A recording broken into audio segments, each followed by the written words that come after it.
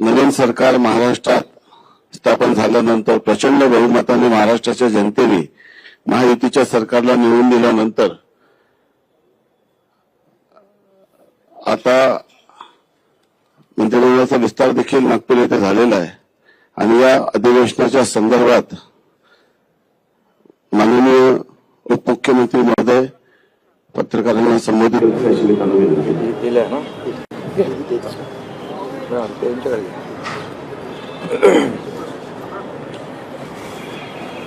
सर्वांना नवीन वर्षाच्या शुभेच्छा. लवकरच सुरू होतं ना नवीन वर्ष. गेले 8 दिवस सुरू असलेलं हिवाळी अधिवेशन आज संपलंय आणि अधिवेशनामध्ये झालेलं कामकाज आणि घेतलेले निर्णय याला आपण सर्वांनी चांगली प्रसिद्धी दिली, त्याबद्दल आपल्या सगळ्यांचे आभार. हे अधिवेशन आशिष म्हणाला नव्याने सरकार स्थापन झालंय, पण आमचं महायुतीचं सरकार कंटिन्यू झालंय. टीम तीच आहे, मॅच नवीन आहे ना, मॅच नवीन. आणि देवेंद्रजींच्या नेतृत्वाखाली मुख्यमंत्री म्हणून कामकाज सुरू झालंय महायुती सरकारचं आणि अधिवेशन देखील अतिशय यशस्वीपणे पार पडलेलं आहे. कमी कालावधी असला तरी सुद्धा सरकारने ठरवलेलं कामकाज, निर्धारित केलेलं कामकाज पूर्ण झालं. 17 विधेयक मंजूर झाली. त्या विधेयकांमध्ये अनेक महत्त्वाची विधेयकं होती. कारागृह सुधारणा, प्राचीन स्मारके आणि इतरही महत्त्वाची त्या बाबतीमध्ये मुख्यमंत्री महोदय बोलतील अशी महत्त्वाची विधेयकं देखील मंजूर झालेली आहे. पुरवणी मागण्या मंजूर झाल्या 35,788 कोटीच्या. ज्या योजना आमच्या सरकारने जाहीर केल्या होत्या, लाडकी बहीण योजना असेल, अन्नपूर्णा योजना असेल, बळीराजा वीज सवलत असेल, इतरही ज्या योजना आहेत या सुरू ठेवण्यासाठी जी आर्थिक तरतूद लागते ती तरतूद देखील पुरवणी मागण्यांमध्ये मंजूर केली. लाडकी बहीण योजना आणि इतर योजना ज्या आहेत, आम्ही ज्या घोषणा केल्या, ज्याची अंमलबजावणी सुरू झाल्या, त्या सर्व योजना जशा आहेत तशा सुरू राहतील, त्यामध्ये कुठेही व्यत्यय येणार नाही. त्याचबरोबर राज्यपालांचं अभिभाषण सभागृहात त्याच्या बाबतीत चर्चा झाली. राज्यपालांचे आभार देखील मानले आणि मुख्यमंत्री महोदयांनी विदर्भामध्ये अधिवेशन असल्यामुळे विदर्भातल्या अनेक प्रकल्पांना देखील आम्ही न्याय दिलेलाच आहे. यापूर्वी यापुढेही देणार. 20,000 रुपये धानाला बोनस देण्याचा निर्णय देखील मुख्यमंत्री महोदयांनी घेतला. याचं देखील समाधान आम्हाला आहे. आणि आमचं सरकार जे आहे सर्वसामान्यांचं सरकार आहे, सर्वांना सोबत घेऊन जाणारं आहे. आणि मागच्या महायुती सरकारचा जो वेग होता, जी गती होती, त्याला आणखी गती देणार, आणखी वेगाने आम्ही निर्णय घेऊ. महाराष्ट्र आता न थांबता पुढे जाणार. विरोधकांची संख्या जरी कमी असली तरी सुद्धा आम्ही त्यांच्या प्रत्येक ज्या ज्या आयुधाच्या माध्यमातून त्यांनी प्रश्न उपस्थित केले त्याला सरकारने उत्तर दिलं. महायुती सरकारने आपला शब्द देखील पाळला. या अधिवेशनाच्या काळात मंत्रिमंडळ विस्तारही झाला. विधान परिषदेचे सभापती देखील त्यांची नियुक्ती झाली आणि विशेष म्हणजे पुणे विमानतळाला जगद्गुरू संत तुकाराम महाराज यांचं नाव देण्याचा प्रस्तावही मंजूर करून केंद्राला आम्ही शिफारसही केली. फक्त एवढंच आहे की अधिवेशन विदर्भात असताना विरोधी पक्षाने विदर्भासाठी जे मुद्दे उपस्थित करायला पाहिजे ते सभागृहामध्ये ते दुर्दैवाने उपस्थित न करता पायऱ्यांवर आणि तुमच्या चॅनल समोर जास्त प्रश्न आणि आरोप करण्यामध्ये धन्यता मांडली तरी सुद्धा ठीक आहे. आम्ही सरकार म्हणून विरोधी पक्षाला देखील मान सन्मान दिलेला आहे आणि विरोधी पक्षाने फक्त यापूर्वी जसं 2.5 वर्ष पायऱ्यांवर आंदोलन करून आमच्यावर आरोप केले, प्रत्यारोप केले, पण आम्ही मात्र आरोपाला 2.5 वर्षामध्ये आरोपाने उत्तर नाही दिलं, आम्ही कामाने उत्तर दिलं आणि म्हणूनच आम्ही काम केलं. सर्वसामान्य माणसाच्या आयुष्यामध्ये बदल घडवणारे निर्णय आम्ही घेतले. आम्ही टीम म्हणून तिघांनी काम केलं आणि लोकांच्या मनातलं सरकार आम्ही म्हणायचो, सर्वसामान्यांचं सरकार ते खऱ्या अर्थाने काय असतं ते गेल्या 2.5 वर्षात आम्ही दाखवून दिलं आणि त्यामुळेच लोकांनी आरोपाला शिव्याशाप देणाऱ्यांना घरी बसवलं आणि आम्हाला लँडस्लाईड विक्ट्री दिली, मॅन्डेट दिलं. आणि म्हणून आमची आता जबाबदारी आणखी वाढलेली आहे की मुख्यमंत्री महोदयांच्या नेतृत्वाखाली आम्ही टीम म्हणून काम करणार आणि आम्हाला काय मिळालं यापेक्षा महाराष्ट्रातल्या जनतेला काय मिळणार आहे, त्यांच्या जीवनामध्ये काय बदल होणार आहे आणि या महाराष्ट्र राज्याचा चौफेर विकास कसा होणार आहे यावर आम्ही पूर्ण फोकस करणार आहोत. आणि म्हणून विदर्भात देखील गेल्या 2.5 वर्षामध्ये अनेक सिंचन प्रकल्प असतील, त्याच्या डिटेलमध्ये मी जात नाही. पैनगंगा, नळगंगा, इतर जे काही मराठवाडा आणि विदर्भाचे सिंचनाचे प्रकल्प गेल्या 2.5 वर्षात आपल्याला माहीत आहे की मागच्या महाविकास आघाडीच्या सरकारमध्ये सिंचनाचे 2 प्रकल्पांना सुधारित प्रशासकीय मान्यता दिली होती, परंतु आमच्या महायुतीच्या सरकारमध्ये तब्बल 129 प्रकल्पांना, सिंचन प्रकल्पांना 170 झाले, त्याला मी मान्यता दिली. लाखो हेक्टर जमीन ओलिताखाली येणार आणि शेतकऱ्यांना फायदा होणार. म्हणून हे सरकार बळीराजाचंही आहे, त्याच्याही मागे उभं राहण्याचे निर्णय आम्ही घेतले आणि अनेक निर्णय नियमाच्या म्हणजे जे नियम निर्धारित केले त्याच्या पुढे जाऊन NDRF असेल आणि इतर निर्णय असतील, आम्ही तेही केलं शेतकऱ्यांसाठी. गेल्या 2.5 वर्षात आपल्याला माहीत आहे, मी त्याची पुनरावृत्ती करत नाही, परंतु आदरणीय प्रधानमंत्री महोदयांनी 6,000 रुपयाची जी शेतकरी सन्मान योजना दिली त्या 6,000 रुपये आम्ही टाकले गेल्या 2.5 वर्षात. 1 रुपयात पीक विमा योजना केली. मुख्यमंत्री महोदयांनी सोलर म्हणजे आपल्या सौर ऊर्जेवर भर दिला आणि शेतकऱ्यांना आता दिवसा वीज देण्याचा आमचा प्रयत्न आहे, तो आम्ही यशस्वी करतोय. आणि 7.5 HP पर्यंत वीज बिल माफ करण्याचा आम्ही निर्णय घेतला, तो लागूही केला. आणि म्हणून जे जे निर्णय आम्ही घेतले त्याची अंमलबजावणी आम्ही केली, याचं समाधान आणि खूप आम्हाला आनंद आहे. आणि म्हणून विदर्भाला न्याय मिळवून देण्यासाठी फक्त चर्चा आणि सरकारला जाब विचारण्याचं काम यापेक्षा दुसरं काही विरोधकांनी केलं नाही. पायऱ्यांवरच फक्त आता नाटकं म्हणणार नाही मी, पण ते तेवढं करण्याचं काम त्यांनी केलं आणि त्याच्यामध्ये धन्यता मानली. बीडच्या आणि परभणीच्या घटनेबाबत देखील प्रश्न उपस्थित केले. मुख्यमंत्री महोदयांनी अतिशय गांभीर्याने सरकारने दोन्ही घटना गांभीर्याने घेतलेल्या आहेत आणि त्या बाबतीमध्ये सविस्तर निवेदन मुख्यमंत्री महोदयांनी केलं आणि कारवाई देखील केलेली आहे. आणि त्यामुळे या राज्यामध्ये कायदा सुव्यवस्था राखण्याचं काम सरकार करेल. गुन्हेगार किती मोठा असेल आणि कुणाच्याही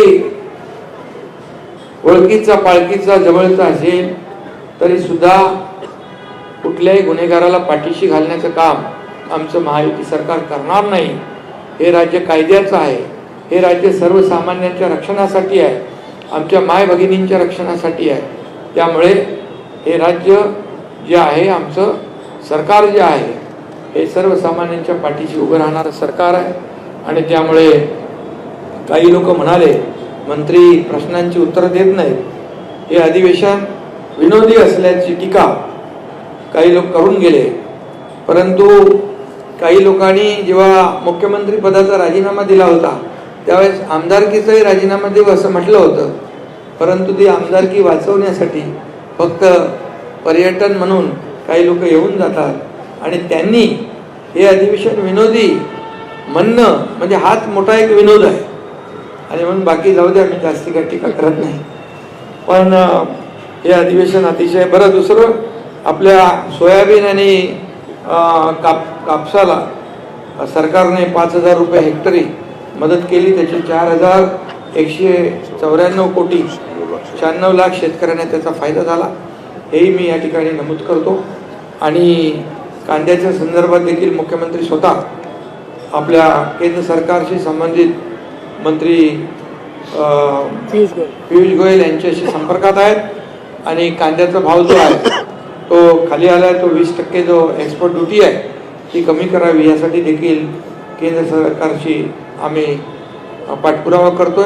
त्यामध्ये आम्हाला नक्की यश येईल आणि म्हणून आजचं या आठवड्याभराचं अधिवेशन जे आहे अतिशय यशस्वी झालं आणि म्हणून मुख्यमंत्री देवेंद्रजींना देखील मी त्यांचे अभिनंदन करतो, त्यांनाही शुभेच्छा देतो आणि आपल्या सगळ्या पत्रकारांना पुन्हा एकदा शुभेच्छा देतो की आम्ही आमच्या अधिवेशनातल्या कामकाजाला आणि एकंदरच घेतलेल्या निर्णयाला आपण चांगली प्रसिद्धी दिली. त्याबद्दल पुन्हा एकदा आपल्या सगळ्यांना धन्यवाद. जय हिंद, जय महाराष्ट्र. महायुती वनच्या अभूतपूर्व यशानंतर आता महायुती 2चे कॅप्टन आणि खरं म्हणजे विरोधी पक्षात असताना विदर्भाच्या प्रश्नासाठी सातत्याने झटणारे आज राज्याचे प्रमुख म्हणून या ठिकाणी आहे. आणि एक काळ असं होतं की आम्ही धानासाठी आंदोलन करत होतो, परंतु विरोधी पक्षाने कुठल्याही शेतकऱ्यांसंदर्भात कुठलाही प्रश्न उपस्थित न करता संवेदनशील मनाने विदर्भाच्या धान उत्पादक शेतकऱ्याला बोनस देणारे राज्याचे प्रमुख मुख्यमंत्री महोदय यांना मी विनंती करतो की त्यांनी संबोधित करा. आपल्या सर्वांचं या पत्रकार परिषदेमध्ये मी मनपूर्वक स्वागत करतो. पहिल्यांदाच कुठली वेगळी बातमी बनू नये म्हणून स्पष्टीकरण करतो की राज्याचे आमचे दुसरे सहकारी आणि उपमुख्यमंत्री अजितदादा पवार हे दुपारीच माझी परवानगी घेऊन बीड आणि परभणी या दोन्ही ठिकाणी ज्या घटना झालेल्या आहेत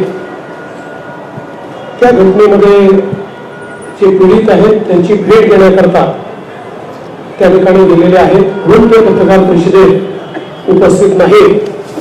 अन्यथा अजितदादा नाराज अशा प्रकारची बातमी कुठला लावू नये. आताच माननीय एकनाथराव शिंदेजींनी आपल्या समोर संक्षिप्त अशा प्रकारचा आढावा ठेवलेला आहे. हे अधिवेशन 6 दिवसाचं अधिवेशन या ठिकाणी झालं.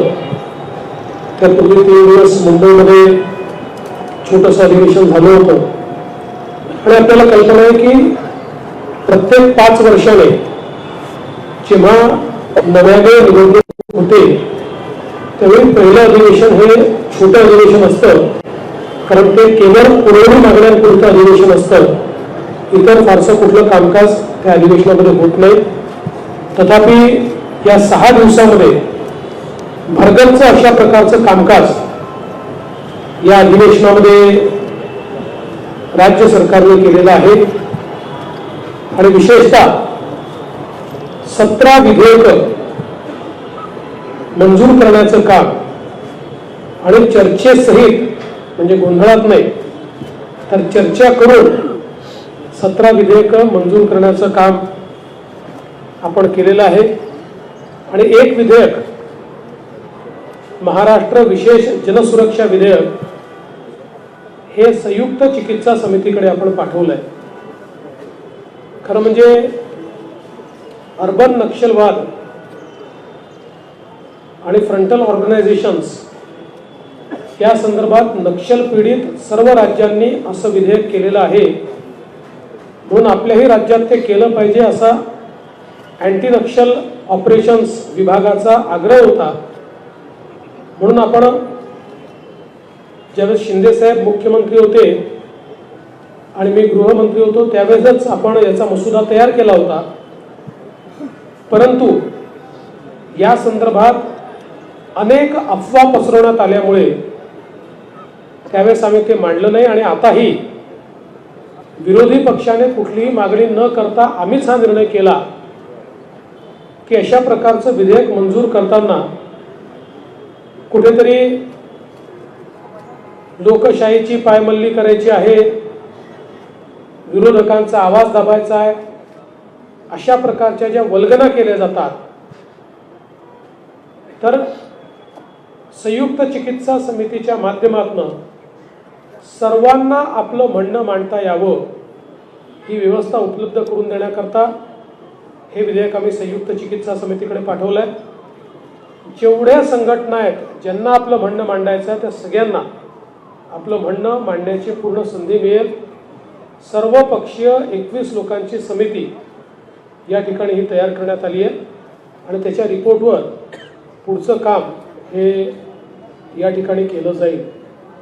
आपल्याला कल्पना आहे की जवळपास 35,000 कोटी रुपयाच्या मागण्या या आपण या ठिकाणी मांडलेल्या आहेत.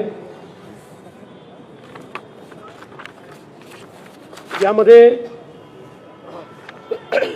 साधारणपणे सार्वजनिक बांधकाम विभागाकरता 7,490 कोटी रुपये, कृषी विभागाकरता 2,147 रुपये, उद्योग ऊर्जा कामगार आणि खनिकर्म विभागाकरता 4,112 कोटी रुपये असे ठळक आपण निधी दिलाय. ज्यामध्ये आमची जी फ्लॅगशिप योजना आहे मुख्यमंत्री बळीराजा वीज सवलत योजना त्याच्याकरता 3,500 कोटी रुपयाची तरतूद करण्यात आली आहे. मुख्यमंत्री माझी लाडकी बहीण योजना याकरता 1,400 कोटी रुपयाची तरतूद करण्यात आलेली आहे. आणि म्हणून वेगवेगळ्या योजनांच्या माध्यमातून या ठिकाणी आम्ही ज्या योजना दिल्या होत्या त्या पुढे सुरूच राहतील याचं द्योतक या पुरवणी मागण्यांच्या माध्यमातून आपल्याला मिळालेलं आहे.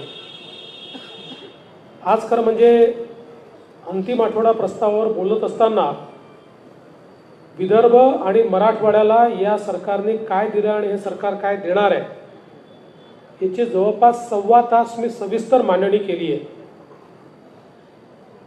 एक प्रकारे सिंचन असेल, उद्योग असेल, गेल्या 2.5 वर्षात कशा प्रकारे या मागास भागामध्ये परिवर्तन आमच्या सरकारने केलं याचा लेखाजोखा मांडत असताना पुढचा रोडमॅप देखील मी त्या ठिकाणी मांडलेला आहे. आमच्या सरकारच्या अजेंड्यावर महाराष्ट्र आहेच, पण महाराष्ट्रासोबत महाराष्ट्रातला जो मागास भाग आहे, ज्या ठिकाणी विकासाचा असमतोल आहे त्याच्यावर आमचा फोकस आहे.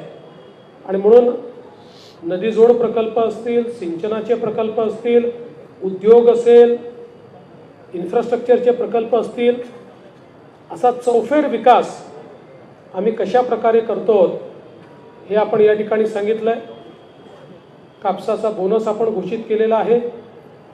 संत्र्याच्या शेतकऱ्यांचं जे नुकसान झालं 55,000 शेतकऱ्यांना 165 कोटी रुपये देण्याचा निर्णय आपण संत्र्याच्या शेतकऱ्यांचा घोषित केलेला आहे. सोयाबीनची खरेदी हमी भावानं गेल्या 15 वर्षात सर्वात जास्त रेकॉर्ड खरेदी आपण यावर्षी केलेली आहे. ती अजूनही सुरू आहे. 12 जानेवारीपर्यंत ही खरेदी सुरूच राहणार आहे. कापसाच्या खरेदीच्या संदर्भात मार्केटचा रेट हा हमीभावापेक्षा जास्त असल्यामुळे मार्केटमध्ये खरेदी मोठ्या प्रमाणात होत आहेत. CCIमध्ये आता फार कोणी कापूस आणत नाही. ती स्थिती तुरीची आहे. खरेदी केंद्र उघडले आहेत, पण मार्केटमध्ये हमीभावापेक्षा जास्त दर असल्यामुळे तुरीची खरेदी मार्केटमध्ये चाललेली आहे. त्यामुळे शेतमालाला जिथे योग्य भाव मिळेल तिथे त्याची विक्री चालली आहे. जिथे अडचणी आहेत तिथे इंटरव्हेन्शन करून त्याच्या खरेदीची पूर्ण व्यवस्था आणि विशेषतः विदर्भ मराठवाड्यामध्ये जी पिकं आहे त्या पिकांना न्याय देण्याचं काम हे या ठिकाणी आपल्या सरकारने केलं आहे. हे सगळं होत असताना या काळामध्ये आपण ADB सोबत देखील एक करार केला आणि एशियन डेव्हलपमेंट बँक आणि युरोपियन इन्व्हेस्टमेंट बँक या दोघांनी मिळून आपल्याला नागपूर मेट्रो करता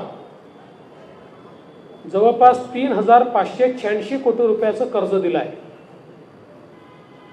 आणि मला सांगताना आनंद वाटतो की याचा व्याज दर जो आहे हा 0.72%, म्हणजे 1% देखील कमी दराने हे कर्ज त्यांनी आपल्याला दिलेलं आहे. आणि एक्सचेंज रेट हा डॉलर नाही आहे, तो येन आहे. डॉलरमध्ये मोठ्या प्रमाणात इन्फ्लेशन होतं. येन ही आपल्याकरता स्टेबल करन्सी आहे आणि 20 वर्षाचं हे कर्ज आहे. 5 वर्षाचा मोरटोरियम आहे. त्यामुळे मोठ्या प्रमाणात आता नागपूर मेट्रो टप्पा 2 याला गती या माध्यमातून मिळणार आहे. जवळपास 43 किलोमीटरचा हा टप्पा आहे आणि नागपूर परिसरातल्या 10 लाख प्रवाशांना याचा लाभ मिळणार आहे. आणि नागपूर जिल्हा हा शहराशी या टप्प्यामुळे जोडला जातो आहे. यासोबत आपली जी मित्रा संस्था आहे या संस्थेच्या माध्यमातून ग्रामीण रस्ते हे आमचा प्रयत्न असा आहे की 1,000 लोकसंख्येचे जी गावं आहेत या गावांना कॉन्क्रीट रस्त्याने जोडायचं. त्या संदर्भात एशियन डेव्हलपमेंट बँकेशी करार आपला झाला. कौशल्य विकासाचे 500 केंद्रांच्या अपग्रेडेशनचा आपला करार झाला आहे. आणि मोठ्या प्रमाणात ज्यावेळेस शिंदेसाहेब मुख्यमंत्री होते त्यांनी बांबू मिशन सुरू केलं. बांबू हा शेतकऱ्यांच्या जीवनात परिवर्तन करू शकतो आणि त्यामुळे बांबूच्या लागवडीचं क्षेत्र वाढवण्याकरता अर्थपुरवठा एशियन डेव्हलपमेंट बँक आपल्याला करणार आहे. त्या संदर्भात त्यांच्याशी आपण करार केलेला आहे. या अधिवेशनामध्ये जी काही बिलं आपण मंजूर केली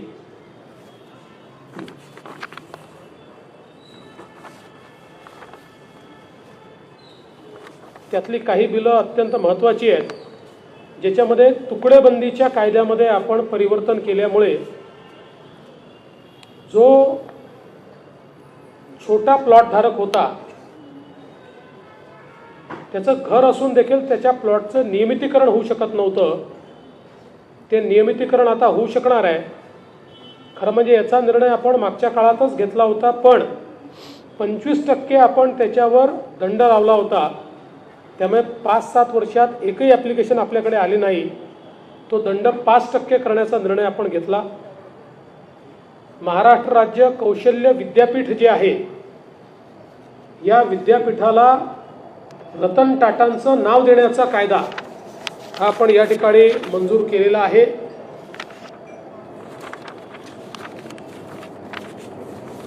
त्याचप्रमाणे एक नवीन संकल्पना त्याचा कायदा आपण मंजूर केला आहे, क्लस्टर विद्यापीठ. क्लस्टर युनिव्हर्सिटी म्हणजे समूह विद्यापीठ. UGCने आता त्या ठिकाणी एक एडेड कॉलेज असेल आणि 4 अनएडेड कॉलेजेस असतील तर तुम्हाला क्लस्टर विद्यापीठ करता येतं, अशा प्रकारचा एक नियम तयार केला. त्याचा कायदा आपण तयार केला आहे. दुसरं, महाराष्ट्र खाजगी विद्यापीठे यामध्ये 3 नवीन विद्यापीठ आपल्याकडे होत आहेत आणि त्यातलं एक जे पुण्याला नयनता विद्यापीठ होत आहे ज्याचा कायदा आपण केला आहे. महाराष्ट्रातल्या आणि देशातल्या 10 प्रमुख उद्योजकांनी एकत्रित येऊन सेक्शन 8 कंपनी तयार केली, नॉन प्रॉफिट कंपनी तयार केली आणि या लोकांनी हैदराबादमध्ये जमीन घेऊन तिथे हे विद्यापीठ तयार करायचा निर्णय घेतला होता. मी स्वतः त्यांना विनंती केली की तुम्ही महाराष्ट्रात करा, आम्ही तुम्हाला वेगानं सगळ्या प्रकारच्या मान्यता देऊ आणि त्यांनी ते मान्य केलं आणि आता त्यांचं विद्यापीठ सुरू होत आहे. हे देशातलं एक आगळं वेगळं आणि ज्यामध्ये अत्यंत चांगल्या प्रकारचे वेगळ्या प्रकारचे कोर्सेस असतील आणि जागतिक विद्यापीठाशी कॉम्पिटिशन करू शकेल अशा प्रकारचे विद्यापीठ आता पुण्यामध्ये तयार होत आहे. दुसरं, आपण आपल्या गड किल्ल्यांवर जे लोक घाण करतात, दारू पितात, त्यांच्याकरता शिक्षा वाढवण्याच्या संदर्भात आपण विधेयक पास केलं. हैदराबाद इनामे व रोज अनुदाने या संदर्भातला कायदा मंजूर केला, ज्यामुळे मराठवाड्यामध्ये ज्या जमिनीवर लोक बसलेले आहेत आणि ते कुठेतरी निजामाच्या काळाच्या जमिनी असल्यामुळे त्यांना वर्ग 2च्या जमिनी म्हणून ट्रीट केलं जातं, त्या वर्ग 1च्या म्हणजे त्याची मालकी त्या लोकांना देण्याचा निर्णय आपण केला. धाराशिवसारखं पूर्ण शहर हे वर्ग 2च्या जमिनीवर आहे, आता त्यांना वर्ग 1च्या जमिनीत ते कन्व्हर्ट करून घेता येईल.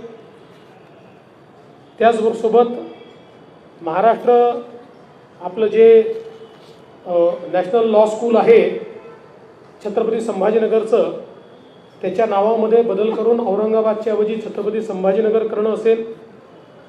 आणि एक अत्यंत महत्त्वाचं विधेयक, महाराष्ट्र कारागृह व सुधार सेवा विधेयक, आपल्याकडे 1894 आणि 1900 म्हणजे जवळजवळ 125 वर्षापूर्वीचं कारागृह विधेयकावरच आपले कारागृह प्रशासन हे काम करत होतं. आता इतक्या 125 वर्षानंतर नवीन अशा प्रकारचा हा कायदा आपण या ठिकाणी तयार केलेला आहे. त्यामुळे मोठ्या प्रमाणात या अधिवेशनामध्ये आम्ही काम केलं आहे आणि विशेषतः विदर्भ मराठवाड्याच्या हिताचे अनेक निर्णय, शेतकऱ्यांच्या हिताचे निर्णय, सर्वसामान्यांच्या हिताचे निर्णय घेण्याचं काम या अधिवेशनामध्ये आम्ही केलेलं आहे. आपण सर्वांनी या अधिवेशनाला जी प्रसिद्धी दिली त्याबद्दल आपल्या सर्वांचे आभार मानतो. आणि काही 1-2 प्रश्न असतील तर आपण ते करूया.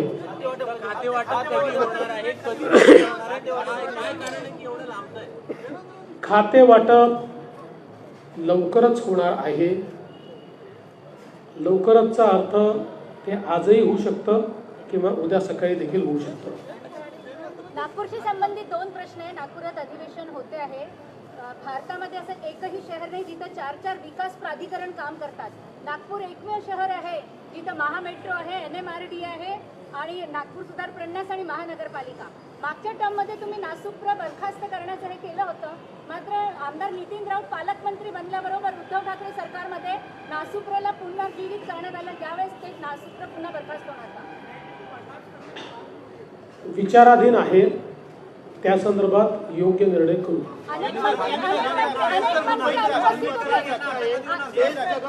मुंबई महानगरपालिकेने बेस्ट प्रशासनाला सांगितलेले की तुम्ही निधी आमच्याकडे मागू नका, सरकारकडे निधी मागा. सरकारची बेस्ट प्रशासनाची भूमिका काय असते? बेस्ट ही मुंबईची लाईफलाईन आहे. अनेक मुंबईकरांना ती सेवा देते. एकनाथराव शिंदे साहेब जेव्हा मुख्यमंत्री होते तेव्हा बेस्टला बसेस घेण्याचा निर्णय देखील आपण केलेला आहे. मोठ्या प्रमाणात नवीन बसेस घेण्याकरता ऑर्डर देखील प्लेस केलेली आहे आणि बेस्ट ही नीट चालली पाहिजे याकरता राज्य सरकारही मदत करेल आणि महानगरपालिकेलाही मदत करायला सांगेल.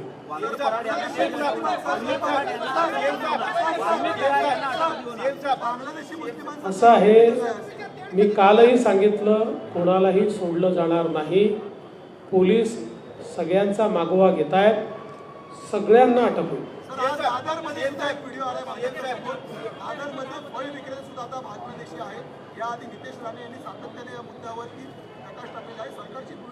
सरकारची भूमिका पक्की आहे. जे अवैधरित्या मुंबईमध्ये राहतात अशा बांगलादेशी नागरिकांना शोधणे आणि त्यांना डिपोर्ट करणे ही सरकारची भूमिका आहे आणि हे काम आम्ही सुरू केलेलं आहे. आपके भाषण में एक तो नक्सल, अर्बन नक्सल का काफी मुद्दा जो भारत के खिलाफ, देश के खिलाफ राज्य में साजिश और अराजकता निर्माण करने का काम कर रहे हैं, उनकी 15 नवंबर को मीटिंग हुई थी. पहला मुद्दा है उसको लेकर, और आज एजेंसी ने कुछ जगह पर रेड भी की है. दूसरा, और टेरर फंडिंग को लेकर इस चुनाव में जिस तरह से प्रयास किया गया, दोनों प्रश्नों पर आपसे जवाब है. देखिए, अर्बन नक्सल के मामले में मैंने ये बात कही है कि राहुल गांधी इन्होंने चुनाव में भारत जोड़ो अभियान इसका इस्तेमाल किया। तकरीबन 180 संगठनाएं इसमें काम कर रही थी। इनमें से कई संगठनाएं ये फ्रंटल ऑर्गेनाइजेशन, जिसको बोली भाषा में अर्बन नक्सल कहते हैं, फ्रंटल ऑर्गेनाइजेशन के रूप में काम करती है। और मैंने महाराष्ट्र की असेंबली में सबूतों के साथ ये कहा कि हमने इनको फ्रंटल ऑर्गेनाइजेशन नहीं ठहराया। 2010 में, 2011 में, 2013 में और 2014 में महाराष्ट्र में जब उस समय की कांग्रेस एनसीपी की सरकार थी और केंद्र में भी जब यूपीए की सरकार थी, उस समय महाराष्ट्र की असेंबली में आर पाटिल साहब ने दिए हुए जवाब हो या केंद्र में केंद्रीय मंत्री ने दिए हुए जवाब हो, उन जवाबों में जो लिस्ट दी हुई है फ्रंटल ऑर्गेनाइजेशंस की, उसी लिस्ट में से कई ऑर्गेनाइजेशंस ये भारत जोड़ो अभियान का पार्ट है। और सबूत के तौर पर हमारे पास चुनाव के समय की कई निमंत्रण पत्रिकाएं हैं जो इन ऑर्गेनाइजेशंस ने महाविकास आघाड़ी के लिए निकाली हुई है। इसलिए भारत जोड़ो अभियान में बड़े पैमाने पर जो लोग काम कर रहे हैं ये फ्रंटल ऑर्गेनाइजेशंस है, ऐसा हम नहीं, यूपीए की सरकार ने और उस समय की कांग्रेस एनसीपी की सरकार ने अपने रिपोर्ट्स में कहा है। यही बात मैंने सामने लाई है।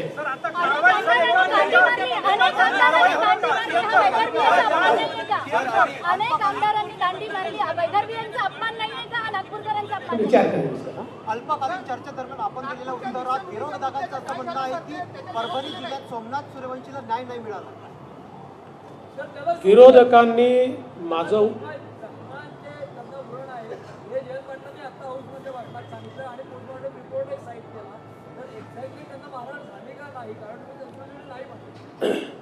मला असं वाटतं की माझं भाषण जयंत पाटलांनी नीट ऐकलं असतं तर हे प्रश्न त्यांनी निर्माण केले नसते। मी 3 गोष्टी सांगितल्या। पहिली गोष्ट, 2 वेळा मॅजिस्ट्रेट समोर मॅजिस्ट्रेटनी त्यांना विचारलं तुम्हाला मारहाण झाली आहे का? त्यांनी सांगितलं नाही। ही पद्धत असते, विचारावं लागतं, ते मॅजिस्ट्रेटनी त्यांना ते नोंदवावं लागतं, ते नोंदवून ठेवलेलं आहे। ते जेव्हा पोलीस कस्टडीमध्ये होते तेव्हा पोलीस कस्टडीतले सगळे सीसीटीव्ही फुटेज आहेत, कुठलाही टाइम लॅग नाही आहे त्याच्यामध्ये, कुठेही त्यांना मारहाण झाल्याचं दिसत नाही। तिसरं, त्यांची जी मेडिकल एक्झामिनेशन झाली, मी जे सांगितलं की आपण जे सगळे दाखवतो आहोत ते पोस्टमॉर्टम रिपोर्टचं कव्हर दाखवतो, पण जी डिटेल्ड मेडिकल एक्झामिनेशन झाली त्याच्यामध्ये त्यांना श्वसनाचा दुर्धर रोग आहे हे तेव्हाच नमूद करून ठेवलेलं आहे, हे मी सांगितलं। तथापि एवढं सगळं झाल्यानंतर ते जेलमध्ये असताना, पोलीस स्टेशनमध्ये असताना नाही, जेलमध्ये असताना त्यांचा मृत्यू झाला आणि पोस्टमॉर्टम रिपोर्टच्या फ्रंट पेजवर मल्टिपल इंजुरीज असं लिहिलेलं असल्यामुळेच आपण त्याची न्यायालयीन चौकशी करतो आहोत की ज्या न्यायालयीन चौकशीतनं सत्य काय हे बाहेर आलं पाहिजे, हे लपवण्याचं कुठलंही कारण नाही आहे। राहुल गांधी आ रहे हैं, राहुल गांधी सोमवार की आ रहे हैं। हा शेतकऱ्यांच्या कर्जमाफीचं आणि सन्मान निधीचं कसं? मला असं वाटतं तुम्ही ऐकलं नाही, याचा अर्थ मी जे उत्तर दिलं ते तुम्ही ऐकलं नाही।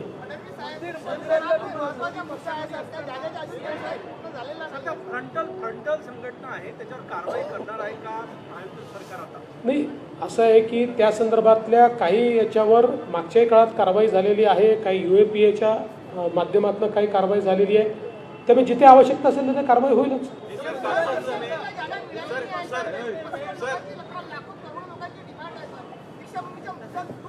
साहेब की दीक्षाभूमीला ज्या ज्या मागण्या आहेत त्या आम्ही पूर्ण केलेल्या आहेत।